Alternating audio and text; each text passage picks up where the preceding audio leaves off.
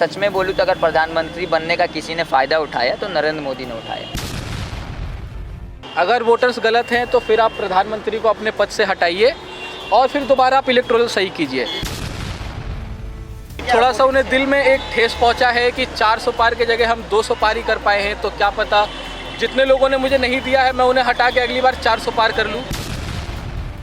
लेकिन जय श्री राम एक धार्मिक नारा है, पर बीजेपी उसको पॉलिटिकल बनाए जा रही है।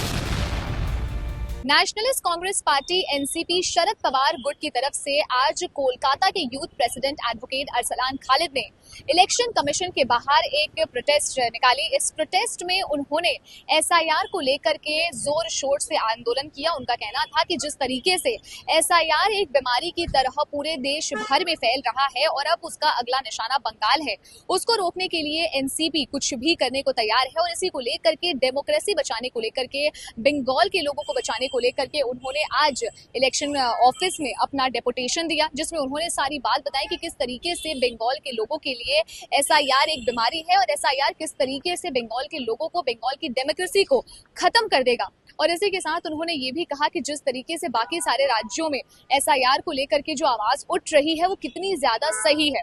हाय हाय मोदी के नारे लगे। उनके साथ उनके कार्यकर्ताओं ने भी इस बात का नारा लगाया कि जिस तरीके से पूरे बंगाल में एसआईआर को लाने की बात कही जा रही है वो कितना ज्यादा गलत होगा और किस तरीके से ये एक अटैक माना जा रहा है डेमोक्रेसी पे, यानी कि एक हमारी जो लोकतंत्र है उस पर कहीं ना कहीं ये एक तरीके का निशाना साधा जा रहा है। उनका ये कहना था। इसी के साथ हम आपको ये भी बता दें कि इलेक्शन ऑफिस के ठीक बाहर उन्होंने इस प्रोटेस्ट को निकाला। इसी के साथ उनका ये भी कहना था कि जिस तरीके से लगातार वोट में धांधली हो रही है, वोटिंग लिस्ट में धांधली हो रही है, अचानक से लोगों के नाम गायब हो जा रहे हैं। बिहार का एग्जाम्पल लेकर के भी उन्होंने कहा कि जिस तरीके से वहां के सीनियर्स लीडर के जो नाम है वो ही वोटिंग लिस्ट से गायब हो जा रहे हैं, तो कहीं ना कहीं इसमें सरकार जो सेंट्रल गवर्नमेंट है उसका कहीं ना कहीं हाथ है, क्योंकि जिस तरीके से इतनी बड़ी चीजें हो रही हैं, सरकारी नाम गायब हो जा रहे हैं, बड़े बड़े नेताओं के नाम गायब हो जा रहे हैं, तो ये कोई छोटी मोटी बात नहीं है और इसे किसी कुछ भी करके बंगाल में लागू नहीं किया जाएगा। आइए आपको सुनाते हैं क्या कुछ कहा एडवोकेट अरसलान खालिद ने। आपने देखा होगा कि अभी संसद का कार्यक्रम चल रहा है, संसद का कार्यकाल चल रहा है, उसमें सभी विपक्ष दल के जो इंडिया अलायंस के जो मेंबर्स हैं वो लोग डेली प्रोटेस्ट कर रहे हैं। लेकिन जब चर्चा की बात आती है तो हमारे प्रधानमंत्री कभी लंदन भाग जाते हैं, कभी कीनिया चले जाते हैं। तो अगर सच में बोलूँ तो अगर प्रधानमंत्री बनने का किसी ने फ़ायदा उठाया तो नरेंद्र मोदी ने उठाया। उनको कोई जनता से फ़र्क नहीं है, उनको सिर्फ फ़र्क है अपने वो 300-350 करोड़ का जो उनका फ़्लाइट है वहाँ जाते हैं, बाहर जाके वो ढोलक पीटते हैं, तो इसी से उनको फ़र्क है। तो वैसे प्रधानमंत्री अगर देश के रहेंगे तो देश की जनता का क्या है। देखिए, जो आपने होम अफेयर्स की बात की और जो शुभेंदु अधिकारी जी की बात आपने की है, तो ये दोनों ही बेफालतू बात बोलते हैं, मैं बोलूँगा। क्योंकि शुभेंदु अधिकारी का मुझे आज तक ऐसा कोई बयान नहीं लगा जो एक मतलब लगे कि हाँ वो बयान देते। वो कभी भी आप देखिए, उस दिन वो गए कहीं पे वो जा रहे थे, मैंने उनका ट्विटर पे एक वीडियो देखा, तो किसी बंदे ने उन्हें जय बांग्ला करके बोला।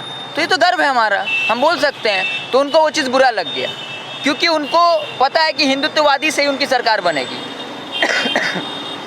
उनको बंगाल की जनता से कोई लेना देना नहीं है। उनको सिर्फ और सिर्फ अपना वो लीडर ऑपोजिशन बन गए हैं, उनके पास सीआरपीएफ स्कॉट है, वो अपना आराम से घूमते हैं, बस उसी से मतलब है। और जब आप सोचिए कि होम अफेयर्स ये बात बोला कि 40,000 रोहिंग्या मुसलमान हैं, और उसके बाद शुभेंदु अधिकारी भी उसी पार्टी के हैं, तो जब उनके ही लोगों में तालमेल नहीं है तो फिर पब्लिक कैसे उन पर भरोसा करेगी। कोई लड़ाई ऐसी होती है ना जिसका रिजल्ट नहीं पता होता। अभी जब स्वतंत्रता की लड़ाई हुई थी तो आपने देखा था कि गांधी जी जब चले थे तो उनको नहीं पता था कि वो आज़ादी कब मिलेगी, लेकिन उन्होंने हार तो नहीं मानी ना, वो लड़े और 1947 में हमें आज़ादी मिली।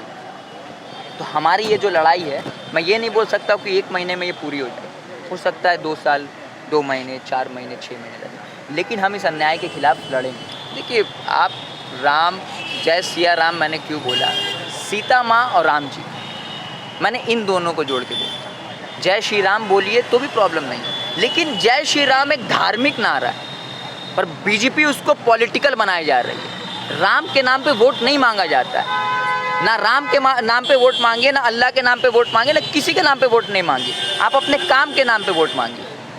लेकिन आप बंगाल में दोनों देखिएगा, एक राम पे मांगते हैं, एक अल्लाह पे मांगते हैं। मैं नाम नहीं लूँगा, मीडिया समझ जाएगी मैं किसके बारे में बोलना चाह रहा हूँ। इलेक्शन कमीशन जो कर रही है, लोगों को नाम हटा रही है, वो कहाँ तक सही है? अगर गलत वोटर्स हैं तो ये सिर्फ आपको स्टेट इलेक्शन में ही याद आ रहा है कि वोटर्स गलत है। आपका इलेक्शन हुआ था जो एमपी इलेक्शन, जिसमें आप प्रधानमंत्री चुने गए थे। अगर वोटर्स गलत हैं तो फिर आप प्रधानमंत्री को अपने पद से हटाइए और फिर दोबारा आप इलेक्टोरल सही कीजिए, फिर से आप इलेक्शन कीजिए। अगर प्रधानमंत्री चुन के आते हैं तो फिर हम सब मानने के लिए तैयार है। अगर आपको इतनी जल्दी है तो आप प्रधानमंत्री को भी हटाइए पद से, क्योंकि अगर इलेक्टोरल गलत है तो फिर उनसे चुने हुए हर प्रतिनिधि गलत है, चाहे वो एमपी हो, एमएलए हो, पीएम हो या सीएम हो। हमें सभी को हटाना पड़ेगा। आप सिर्फ वोटर्स को हटा के ये नहीं साबित कर सकते कि वोटर्स गलत है। लग रहा है कि उन्हें थोड़ा सा दिल में एक ठेस पहुंचा है कि 400 पार के जगह हम 200 पार ही कर पाए हैं। तो क्या पता जितने लोगों ने मुझे नहीं दिया है मैं उन्हें हटा के अगली बार 400 पार कर लूँ। तो बस यही कुछ चीज़ें हैं जो वो छुपाना चाह रहे हैं या छुपना चाह रहे हैं लोगों के सामने आने से।